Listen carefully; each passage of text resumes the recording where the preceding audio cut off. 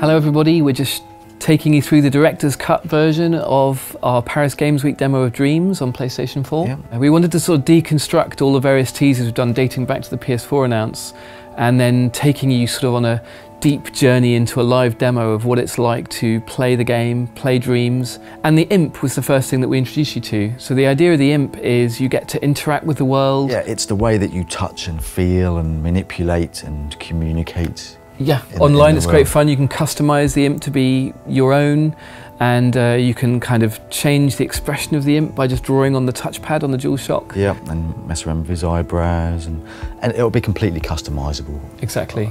So you can make it your unique mascot, if you like. And the thing about Dreams that we showed in this demo is that there's many kinds of gameplay. So different dreams have different rules. So the author of a dream gets to set, or the dreamer of a dream. The dreamer of a dream gets to say what the rules are. And in this opening sequence, it's a very tactile feeling thing. You get to basically move things around using the imp.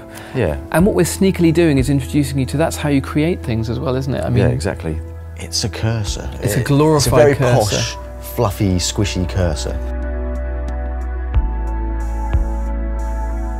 In this level, the rules are wide open, and there's this little character here called Frances. We can possess her, and Mark can then directly control her, both using the left stick to make her walk around, but also just by moving and emoting and... Exactly, so you can be much more kind of expressive, and you know, you can kind of sneak and sort of peek around corners, and you can really kind of perform. And then of course the other side of this level is that it's not very large to begin with, and so what the dreamer of this dream has done is that they've created collectible items, in particular a woodshed and a tree, that allow you to extend the level. And the tree was sort of a cosmetic item, but I think the exciting thing about the woodshed is that it's not just an ornament to make this place look better. It's actually, you place it down and then discover that you can actually go inside it to another place. Yes.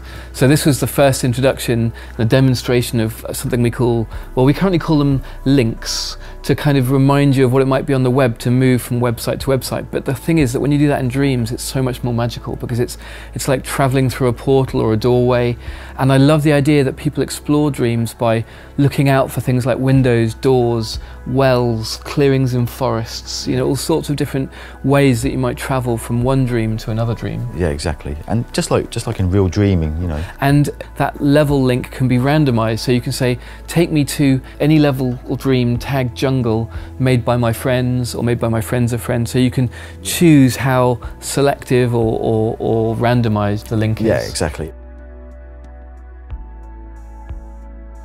This level is a much more traditional kind of puzzle platformer type of level, and what Mark had to do as he possessed this character Frances and ran around as this little Frances character was, he was trying to find a way to get up to the cool flying books, and the only way he could do it was through a secret door with a sort of combination lock. So that's a very sort of simple example of using the imp and the sort of tactile interactions in the world that are, you know, very intuitive and physical. All of the sort of logic and construction of the rules of how the door opens, it's really easy to do. So it can go from just as simple as searching for door with secret lock. Yeah, you can find one that someone's already made for you, basically. Exactly. The wonderful thing about Dreams is you can collage the work of others. So if you don't feel up to building some fancy logic, you can do it by just using someone else's stuff.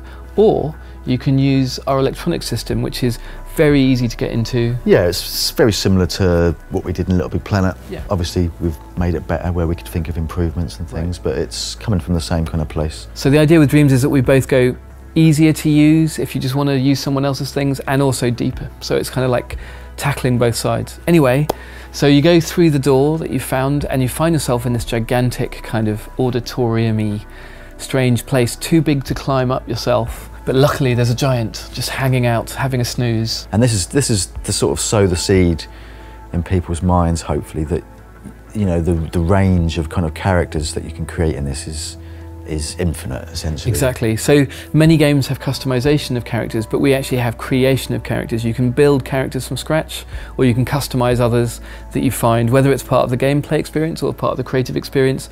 We're sort of mashing those two together, so we don't really draw a hard line between when you're playing or when you're creating. You're just having fun. Yeah. And character creation and customization is one of the most fun things to do, because you just mess around with it, you change its proportions, long legs, short legs. Yeah, exactly. I mean, I think Kareem, our art director, would agree with me that 90% of character design is just the proportions, really. Right, yeah. So very quickly, just by stretching a biped around, you've kind of got most of your character, and then you can immediately play that character. When you're creating a character, you've got this really nice tight loop of like sculpting a bit on it, then seeing what it walks like, adjusting it. It's really good fun.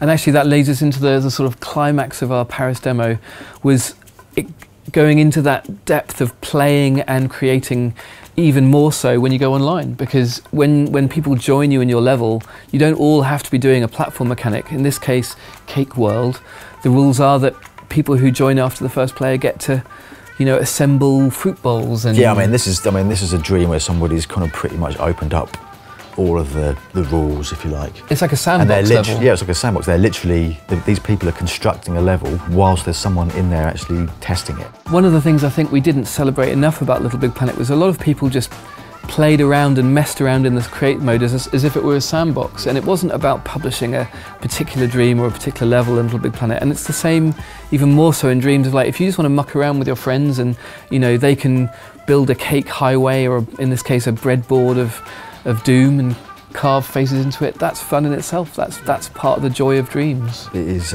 taking the best of both worlds there, really. Yeah. You could use all of these tools to create very traditional games as well. You know, you could use this to create a racing game or a shooter game or some new kind of genre that doesn't exist yet, if you like. And that's the thing about dreams. When people say, what is it like to play dreams? The real answer is, it's going to be this journey, the exploration of the Dreamiverse, but the individual dreams can have their own rules, and we won't know what rules you choose until we get this out there and you guys and girls get a go. And I think that leads into our beta trial next year. It'll be very exciting to see what you do with it, and we'll be responding. It's not like a fire and forget. That's the beginning of dreams for real. We know that we're going to seed the community with some brilliant Media Molecule made assets, levels, games, stories, but really the exciting thing is to find out what the community builds. Yeah, that's going to be the lifeblood of it all, I think. Yep. Totally. Can't wait to see it. PS4 for the players.